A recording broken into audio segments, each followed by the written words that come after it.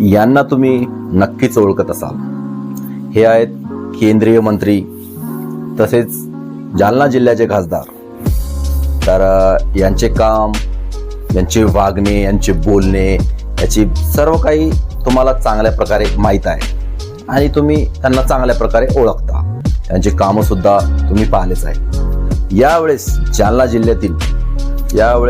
जिल्ह्यातील जनता का परत यांना एक संधी देऊ इच्छिते का मग नवीन चेहरा जालना जिल्हा शोधते आणि नवीन चेहऱ्याच्या स्वरूपात तुम्हाला एक तरुण व दुसऱ्यासाठी जगणारा तरुण मिळणार आहे आणि ते म्हणजे मंगेश साबळे.